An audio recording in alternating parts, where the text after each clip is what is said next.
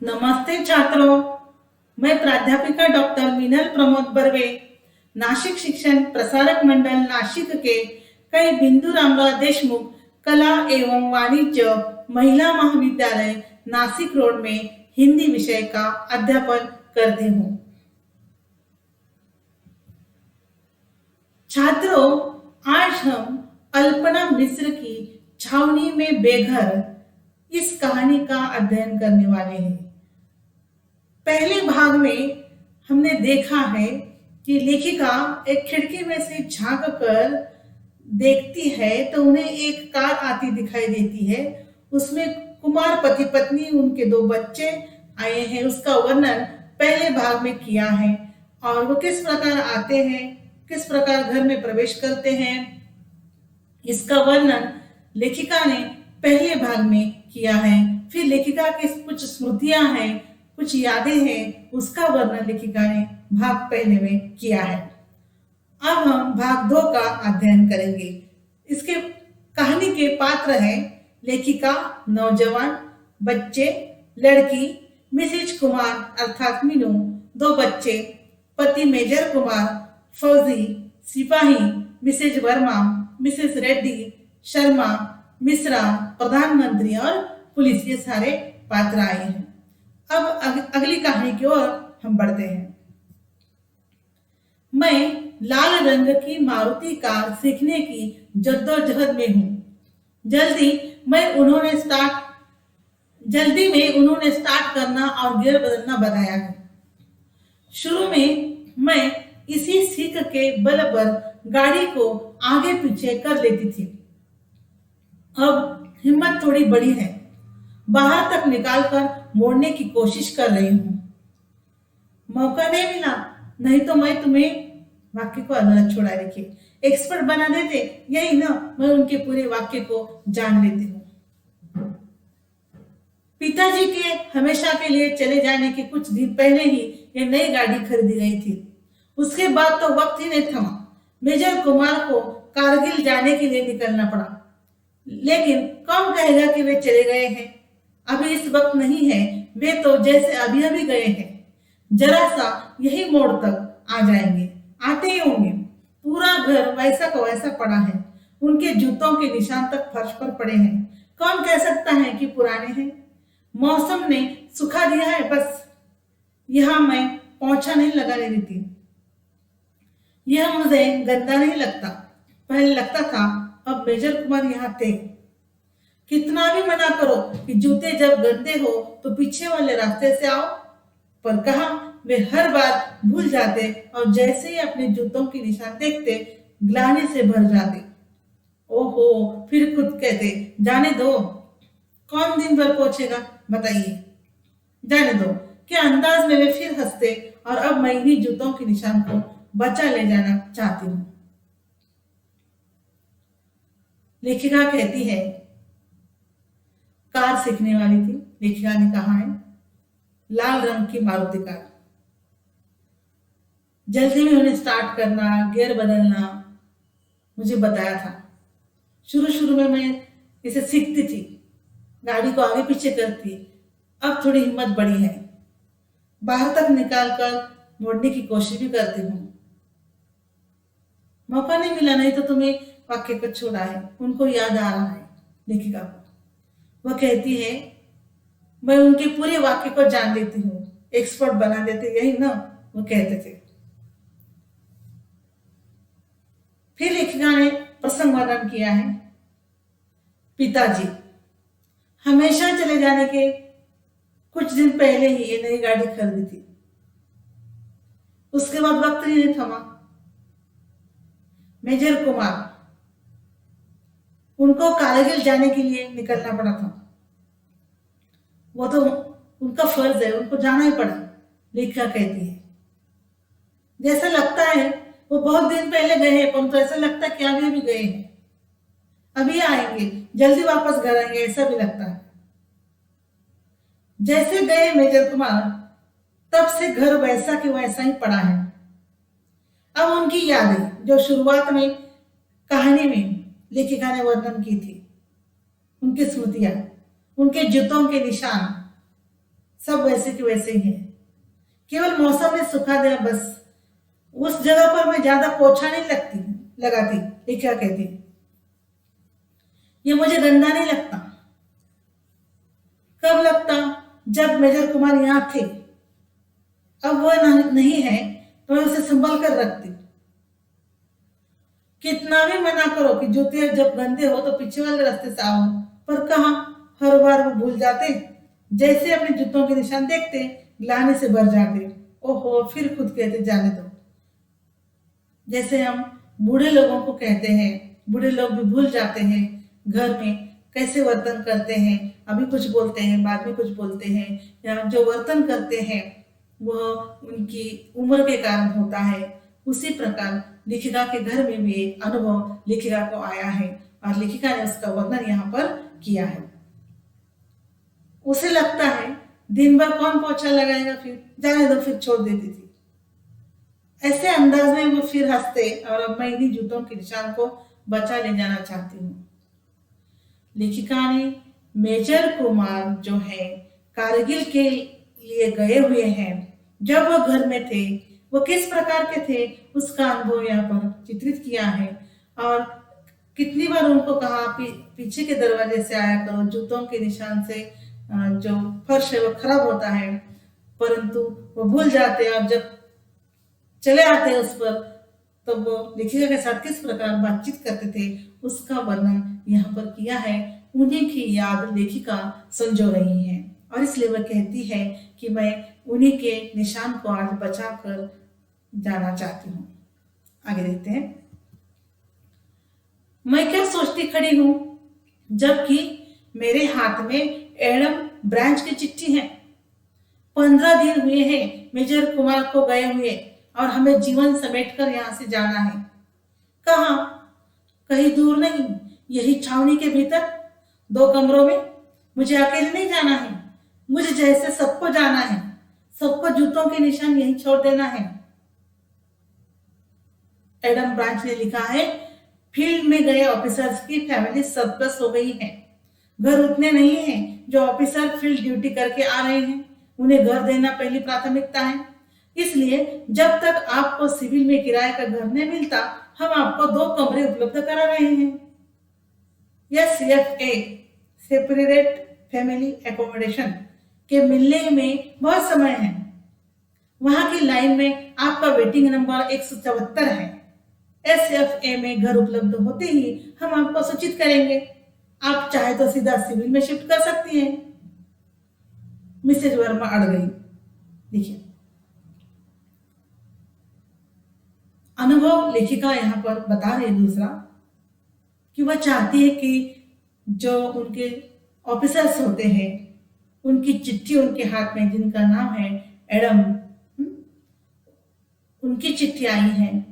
15 दिन हुए हैं कि मेजर कुमार चले गए हैं कारगिल में और अब यहाँ पर उनको क्या करना है, अपना पूरा जीवन समेटना है।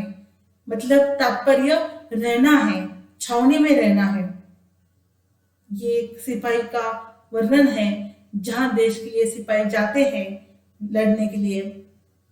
छावनी में उनको कई जगह दी जाती है उनकी फैमिली को रहने के लिए। उसी प्रकार लेखिका उनका अनुभव बता रही है। कौन सी जगह मिलती है? केवल 2 कमरे मिलते हैं, परंतु मुझे अकेले नहीं जाना है। मुझ जैसे सबको जाना है। ऐसी सब फैमिलीज है वहां पर। सबको जूतों के निशान यहीं छोड़ देना है, अपने अनुभव सब छोड़ना है। इसलिए वह कहती है, एडम से चिट्ठी आई है मुझे कि क्या लिखा था उसमें, उसका वर्णन किया है। लेखिका कहती है कि घर खाली नहीं है। सरप्लस, कुछ फैमिलियां सरप्लस हो गई वहां पर। सबको घर मिलता है क्या? मिलता है, लेकिन पहली फैमिली के लोगों ने घर छोड़ा तभी तो दूसरी को मिलेगा। हाँ, इसलिए लेखिका कहती है जब तक आपको सिविल में किराए का घर नहीं मिलता, हम आपको 2 कमरे दे देंगे। ऐसी चिट्ठी में लिखा था। अब वह कहती है कि कितना नंबर था वेटिंग नंबर, इंतजार का नंबर 174। और बताया गया कि आपको सूचित किया जाएगा जब मकान खाली हो जाएगा तब। तो आप तब तक आप सिविल में 2 कमरों में शिफ्ट करें। लेखिका ने अनुभव बताया। वो कहती है मिसेज वर्मा वहां अड़ गई है, ऐसे कैसे चले जाए हम 2 कमरों में? एकेडमिक सेशन पूरा होने के पहले घर नहीं खाली करेंगे। मेरे हस्बैंड वॉर युद्ध में हैं और आप इस समय हमसे घर खाली करने के लिए कह रहे हैं। सीओ की फैमिली को तो नहीं हटा रहे आप लोग, किसी ने नाराज होकर कहा। अब घर प्राप्त करने में कितनी दिक्कतें आती हैं उसका उदाहरण लेखिका यहाँ पर प्रस्तुत करती है। वह कहती है मिसेज वर्मा यहाँ पर अड़ गई है। वह क्या कहती है, ऐसे कैसे चले जाएंगे हम 2 कमरों में जो वहां पहले रह रही हैं। एकेडमिक सेशन, वार्षिक जो सेशन होता है, वो जब तक पूरा नहीं होता तब तक हम घर नहीं खाली करेंगे। उनके हस्बैंड युद्ध के लिए गए हुए हैं और आप घर खाली करने के लिए कह रहे हैं। सीईओ की फैमिली को तो आप हटा नहीं सकते आप लोग। इस प्रकार मिसेज वर्मा ने बात कही थी, इसलिए घर खाली नहीं किया, इसलिए लेखिका को घर नहीं मिला था। किसी ने नाराज होकर ऐसा कहा है। फिर देखिए, एडम ऑफिसर खुद आए हैं इस बार, शर्मिंदा से समझा रहे हैं। मैडम, हम क्या कर सकते हैं? सरप्लस फैमिलीज हो गई हैं इस समय। आप ही बताइए, जो 3, 5 या 6 साल फील्ड में रहकर आ रहे हैं उन्हें भी तो घर चाहिए। उन्हें फील्ड प्रायोरिटी तो मिलेगी। हम यहाँ पोस्टल ऑफिसर्स का ही हिसाब रख पाएंगे, आपको दिक्कत नहीं होगी। हम जवान भेज देंगे, शिफ्टिंग में जवान आपकी मदद करवा देंगे। देखिए छात्र, अब घर देना है, पहले लोगों ने घर खाली करते तब दूसरे को मिलेगा ना। जैसे कि सरकारी दफ्तरों में नौकरी करने वाले जो ऑफिसर्स होते हैं, बड़े बड़े व्यक्ति होते हैं, जो जिनको घरों की सुविधा होती है, क्वार्टर्स होते हैं, वैसे इनको छावनी में घर मिलता है।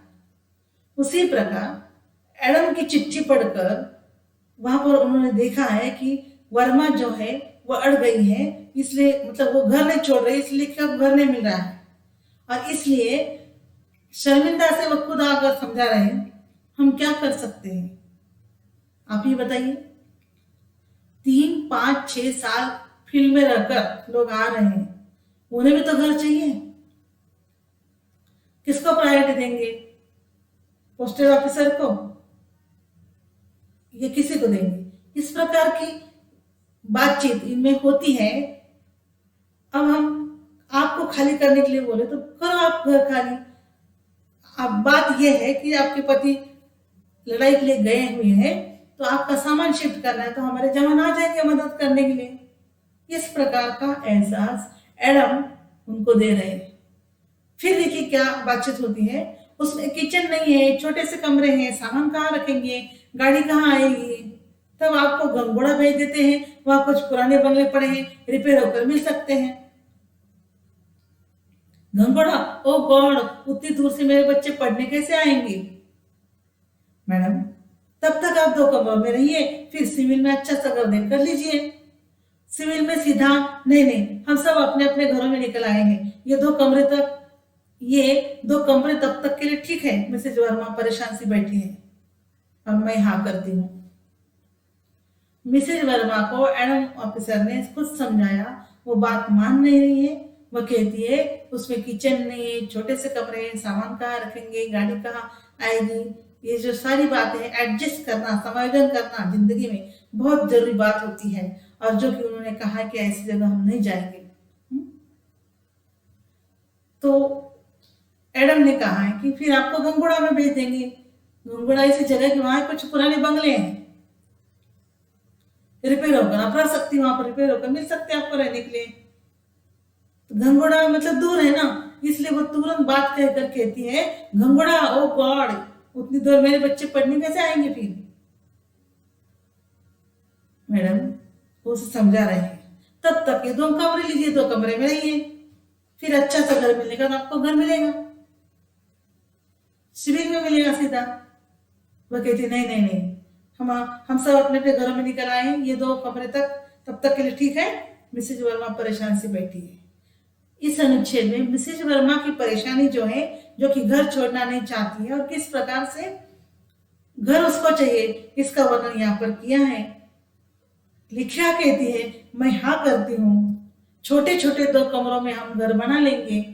थोड़ी सी जगह में किचन, थोड़ी सी जगह में ड्राइंग रूम, किचन और ड्राइंग रूम को अलमारियों से बांट देंगे।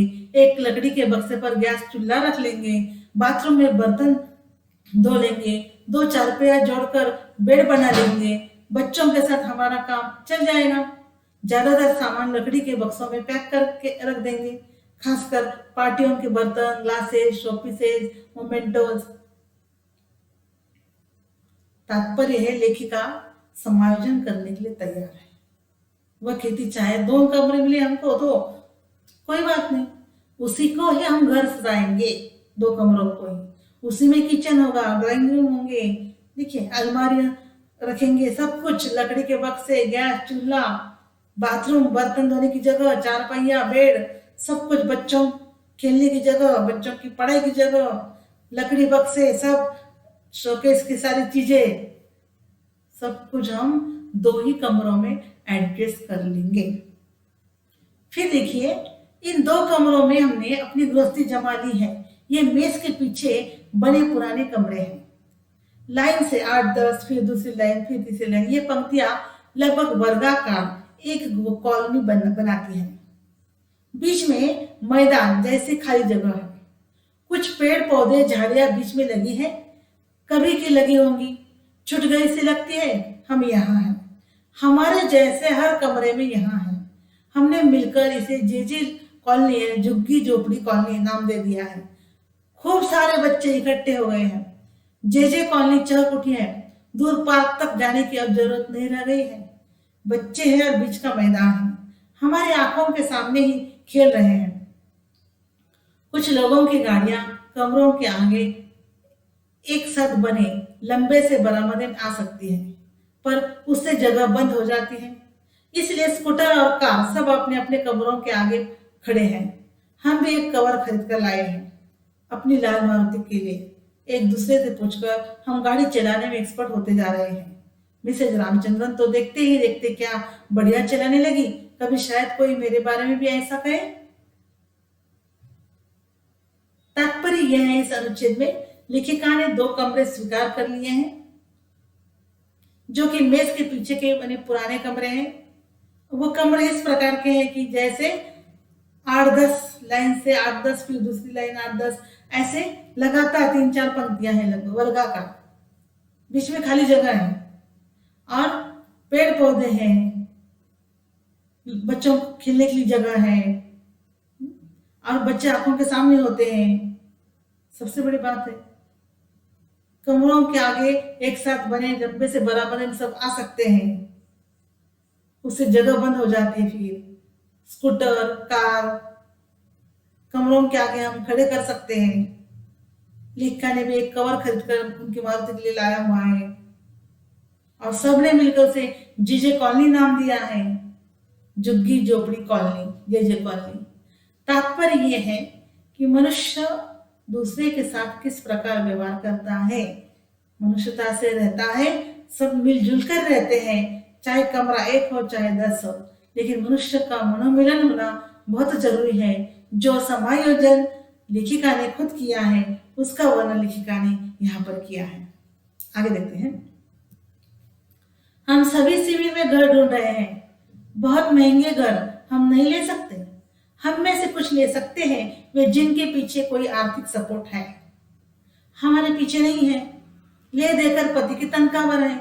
यहाँ इस शहर में ज्यादातर किराए के लिए घर 1 कमरे वाले हैं। मतलब ज्यादातर लोगों ने विद्यार्थियों के लिए अपने घरों के ऊपर 1 कमरा अतिरिक्त बनवाया है। घर की सुरक्षा भी हो जाए और किराया भी आए, कुछ इस हिसाब से। सिविल में घर ढूंढना जैसे एक दूसरी दुनिया में प्रस्थान है हमारा। लोग यहाँ हमारे जैसे घर ढूंढने निकली औरतों का कोई परिचित जानना चाहते हैं, जिनके बूते घर दिया जा सके। हम अपने बूते कुछ नहीं है, हमारा शहर में कोई परिचित नहीं, हम खुद घर शहर में हैं, एक दूसरे के परिचित। लेकिन नहीं, किसी के भी पति को नीचे आने का मौका मिलेगा या किसी की यूनिट कहीं से कहीं जाएगी तो वो फुर्र से उड़ जाएगा। साथ निभाने के लिए रुका नहीं रह सकता। सिविल में लोग जानते होंगे ये सब, इसलिए इसी शहर में हमसे हमारा पता मांगते हैं। देखिए, लेखिका कहती है, फिर हम सब घर ढूंढने लगे सिविल में, परंतु वहां के घर महंगे थे। लेखिका को घर का कोई सपोर्ट नहीं था जो बाकी लोगों को था। पति की तनख्वाह है, उसी पर घर का गुजारा करना है। इसलिए ज्यादातर लोगों ने विद्यार्थियों के लिए अपने घरों के ऊपर एक कमरा अतिरिक्त बनवाया है। सुरक्षा भी, किराया भी आए और कुछ इस हिसाब से भी। सिविल ऐसी जगह थी कि वहां पर घर ढूंढना मतलब एक दूसरे में दुनिया में प्रस्थान है हमारा, ऐसा उन्हें अनुभव हो रहा था। दूसरी दुनिया में चले जाएंगे ऐसा लग रहा था। जब हम घर ढूंढने के लिए निकलते हैं, लेखिका कहती है कि जान पहचान होनी चाहिए तभी घर मिलते हैं। ऐसे अनजान अनपहचाने लोगों को कोई घर नहीं देता है। यह अनुभव लेखिका ने लिया है। इस शहर में लेखिका कहती है कि मुझे पहचानने वाला कोई नहीं था। इसलिए लेखिका कहती है, मुझे जल्दी घर नहीं मिला। हम अपने भूते कुछ नहीं है, एक दूसरे के परिचित होने चाहिए, लेकिन नहीं, किसी के भी पति को नीचे आने का मौका मिलेगा या किसी की यूनिट कहीं से कहीं जाएगी तो ये फुर से उड़ जाएगा। फौजी लोगों का, सिपाही लोगों का एक जगह वास्तव में ठिकाना नहीं होता, हमेशा घूमते हैं। साथ निभाने के लिए रुका नहीं रह सकता। सिविल में लोग जानते होंगे ये सब, इसलिए तो इसी शहर में हमसे हमारा पता मांगते हैं। फिर लेखिका कहती है, फिर भी हम नहीं मानते। बच्चों के स्कूल जाने के बाद जल्दी जल्दी खाना बनाकर घर खोजने निकल पड़ते हैं। बच्चों के वापस आने के पहले हम भी वापस आते हैं, फिर शाम को निकलते हैं। बच्चों के खेलने के समय घंटे 2 घंटे में वापस आ जाते हैं। बैरंग, हम हर मकान मालिक के घर में एक चिट्ठी डालना चाहते हैं। कृपया वे अपने घरों को इस तरह बनाएं, युद्ध काल में लड़ाई में गए फौजियों के परिवारों को एक कोना दिया जा सके। हम सरकार पर चिट्ठी नहीं डाल सकते, पतियों की नौकरी पर बन आएगी। फिर कितनों के पति ने स्टाफ कॉलेज क्लियर कर लिया है। इस ऑपरेशन से सलामत लौटने पर उन्हें उज्जवल भविष्य मिल सकता है। औरतें पतियों के लिए अपनी दिक्कतें किनारे करती रहती हैं। जो फौजी लोगों की पत्नी को भुगतना पड़ता है, वह अनुभव लेखिका ने यहाँ पर चित्रित किया है।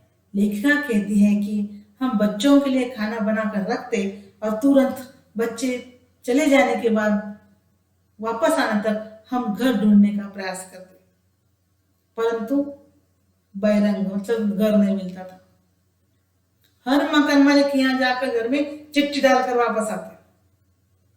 क्या कृपया अपने घर से ऐसे बनाइए कि युद्ध काल में लड़ाई के लिए गए हुए फौजियों के परिवार को एक कोने में जगह दे सके। तात्पर्य यह क्या कहते हैं कि हम सरकार को नहीं लिख सकते।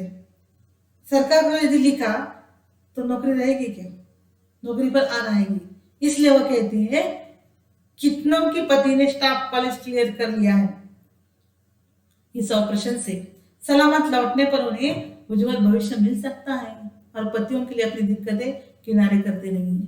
तात्पर्य यह है कि फौजी होने के नाते या फौजी की पत्नी होने के नाते उसकी व्यथा किस प्रकार की होती है। फौजी तो चले जाते हैं अपने कर्तव्य अदा करने के लिए, लेकिन उनके परिवार को क्या क्या भुगतना पड़ता है, यह इस कहानी के माध्यम से आमतौर पर बताया। आप शुरू से देख रहे हैं कि लेखिका ने इस कहानी के माध्यम से वही अनुभव बताया है कि एक फौजी के घर को किस प्रकार भुगतना पड़ता है। हम 2-3 मिलकर हर 2-4 रोज के बाद एसएफ में अपनी वेटिंग का पता लगाने जाते हैं। पता चलता है महीने भर से वेटिंग जस्ट 10 है, साल भर लग सकता है। कोई यूनिट कहीं पीस मतलब शांत क्षेत्र में जाएगी, घर तभी खाली होंगे। हमारे पतियों को पता है कि हमें हमारे घरों से उठाकर इन 2 कमरों और किसी को तो 1 कमरे पति के रैंक के मुताबिक में पटक दिया गया है। लेकिन उनका फोन आने पर हमें यही कहना है, यहाँ सब कुशल है, यहाँ की चिंता न करना। जबकि पिताजी के जाने के बाद से अम्मा की तबीयत खराब चल रही है। उन्हें अपने पास लाना चाहती हूँ। बेहतर देखभाल हो सकेगी यहाँ। मैं बच्चों की पढ़ाई छुड़ा कर गाँव नहीं जा सकती। मेजर कुमार का छोटा भाई लंबे समय तक बेरोजगार रहा, अब नशा करने लगा है। उसे कोई काम सौंपा ही नहीं जा सकता। एक बहन का ससुराल में झगड़ा होता रहता है। किसी भी दिन वो बाल बच्चे समेत वापस आ सकती है। बड़ी बहन कोई मतलब नहीं रख पाती। उसकी शादी सॉफ्टवेयर इंजीनियर से हुई है। पति बहुत व्यस्त रहते हैं, उसी पर सब जिम्मेदारी है, इसलिए उसके लिए कुछ संभव नहीं हो पाता। अम्मा को मुझे ही लाना होगा। इस अनुच्छेद में लेखिका ने अपने पारिवारिक जीवन का परिचय दिया हुआ है। छात्रों, लेखिका यहाँ कहती है, हम 2-3 मिलकर हर रोज क्या करते हैं, अपने एसएफ में अपनी वेटिंग का पता लगाने लग जाते हैं कि घर का नंबर हमारा आ गया है क्या। पता चलता है महीने भर से वैसा ही है, साल भी लग सकता है। और हमारे पतियों की स्थिति ऐसी है, कभी हमें हमारे घरों से उठाकर 2 कमरों में डालेंगे, किसी एक कमरे में भी डालेंगे। जैसे जैसे पोस्टिंग है, जैसे जैसे रैंकिंग है, वैसे वैसे घर मिलता है। परंतु जहां कई पति महोदय गए हैं, फौजी सिपाही गए हैं, जब वह अपनी पत्नियों को फोन करके पूछते हैं तो उन्हें कभी ऐसे घर गृहस्थी के बारे में बात नहीं करनी है, कुछ नहीं बताना है, रोना धोना बिल्कुल नहीं है। क्या बताना है, यहाँ सब कुशल है, यहाँ की चिंता न करना, इस प्रकार बताना पड़ता है। ये एक बात यहाँ लेखिका ने स्पष्ट की है। फिर लेखिका कहती है, पिताजी के जाने के बाद से अम्मा की तबीयत खराब होती चली है। लेखिका उसे अपने पास लाना चाहती है, अपनी माँ को अपने पास लाना चाहती है। वह कहती है, मैं अपने बच्चों की पढ़ाई छुड़ा कर तो गाँव नहीं जा सकती, इसलिए मेजर कुमार का छोटा भाई है जो कि बेरोजगार है, परंतु वह नशा करता है, उस पर वो काम नहीं सौंप सकती है। एक बहन है, वह ससुराल में है, लेकिन उसका दिन ब दिन झगड़ा होता है, वो कभी वापस आ सकती थी। एक बड़ी बहन है, वो कोई मतलब नहीं रखती क्योंकि उसकी शादी हुई है, उसके पति सॉफ्टवेयर इंजीनियर है, वो व्यस्त है, जिम्मेदारी निभाती है खुद की। इसलिए परिचय देने का अर्थ यह है कि माँ की जिम्मेदारी लेखिका को ही उठाना है। इसलिए लेखिका कहती है, अम्मा को मुझे यहाँ लाना होगा। जाहिर है कि हमें अब तक घर नहीं मिल पाया है। मिसेज रेड्डी को मिल गया है, सुना है वे शिफ्ट कर रही हैं। वे हमारे घरों वाली लाइन से दूर किसी लाइन के 2 कमरों में है। मुझे नहीं मिला, मगर कि मिसेज शर्मा और मिसेज मिश्रा को भी नहीं मिला। एडम ब्रांच से पत्र फिर आया है, 2 महीने बीत चुके हैं, हमारे पास 1 महीने का वक्त और है, फिर ये 2 कमरे खाली न करने पर स्क्वायर फीट के हिसाब से डैमेज रेंट देना पड़ेगा। बाप रे, इन 2 कमरों का किराया पड़ेगा 10,000 रुपए प्रति माह। हम देने के औकात में नहीं है। हमें विश्वास नहीं हो रहा है कि सचमुच पैसे काट लिए जाएंगे। हमारे पति इस देश के लिए लड़ने गए हैं, तो उनकी तनख्वाह से भला पैसे कैसे काटे जा सकते हैं, वो भी 10,000, आधी से ज्यादा तनख्वाह। मैंने किराए का घर खोलने की मुहिम तेज कर दी है। फौजी लोगों के परिवार को किस प्रकार से रहना पड़ता है, क्या क्या भुगतना पड़ता है, इसका अनुभव यहाँ पर लेखिका ने व्यक्त किया है।